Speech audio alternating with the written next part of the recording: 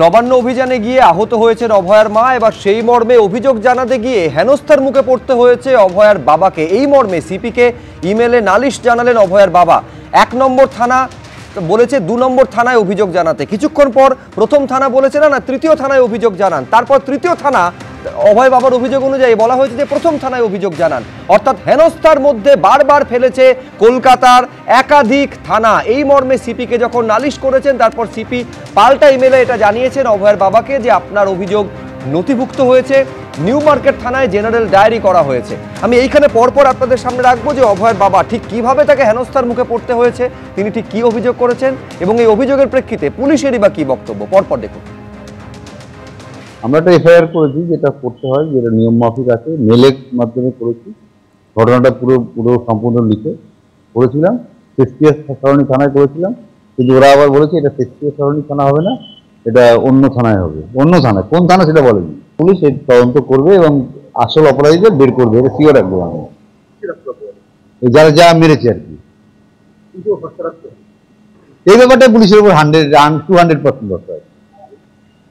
এটা এই ব্যাপারটা ফয়সলা করে আমাদের দেখিয়ে দেবে, কলকাতা পুলিশ কাজ করতে পারে। ওনারা শেক্সপিয়ার সরণি থানায় কমপ্লেইন করতে গেছিলেন, ডিজিজের বাড়ির লোক ওভার টেলিফোন ওরা কথা বলেছেন, মেল করার জন্য বলেছিলেন। তখন শেক্সপিয়ার সরণি বলেন যে place of occurrence new market PS. তো ওরা নিউ মার্কেট পিএস এর সঙ্গে যোগাযোগ করে স্যার, তো নিউ মার্কেট পিএস আবার বলেন না, place of occurrence Shakespeare PS. এবার ওরা পুলিশ কমিশনারকে লার্নেড সিটি স্যারকে ইমেল করে। ওরা তখন বলছে যে এটা একটা হ্যারাসমেন্ট। কমপ্লেনটা রিসিভ হয়েছে নিউ মার্কেট থানায়, ওটা আমরা বলছি কি নিউ মার্কেট থানায় কমপ্লেন রিসিভ হয়েছে, ওটা আমরা জিডি করে রেখেছি। শেক্সপিয়ারে নয়, নিউ মার্কেট মেরেছে তো ওনার বাবাকে মেরেছে, মাকে তো গুরুতর জখম করেছে। অতএব পুলিশের বিরুদ্ধে এফআইআর হওয়া উচিত। পুলিশ এফআইআর যদি না করে, কোর্টে গিয়ে এফআইআর করা উচিত পুলিশের বিরুদ্ধে। আর কোর্টে এফআইআর করে যদি পুলিশ অ্যাকশন না নেয়, পুলিশ ইনঅ্যাকশন হাইকোর্টে যাও।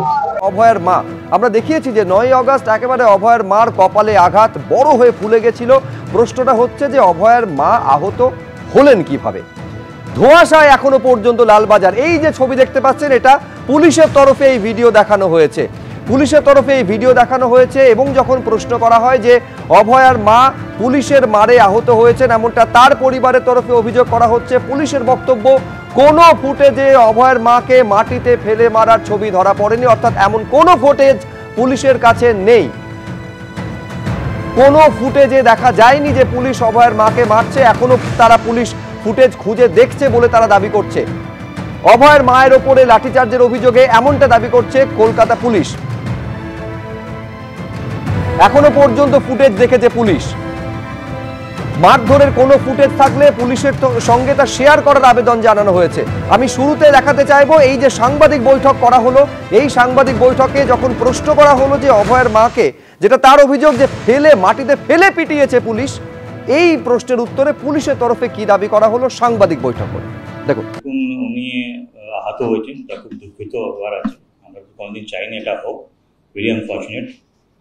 কিন্তু যেটা আছে কি পুলিশ জমিতে ফেলে মেরেছে, সেটা তো আমরা খতিয়ে দেখেছি। অনেকটাই আমাদের কাছে ভিডিও ফুটেজ আছে, আমাদের ট্রাফিক ক্যামেরা আছে, সবটা আমরা অনেকটাই আমরা খতিয়ে দেখেছি, ভেরিফাই করে দেখেছি। ওটাও এরকম দেখা যাচ্ছে না কি যেখানে ওনাকে দেখা যায় কি পুলিশ জমিতে ফেলে মারধর করছে। এখন পর্যন্ত কিছু পাইনি সেরকম।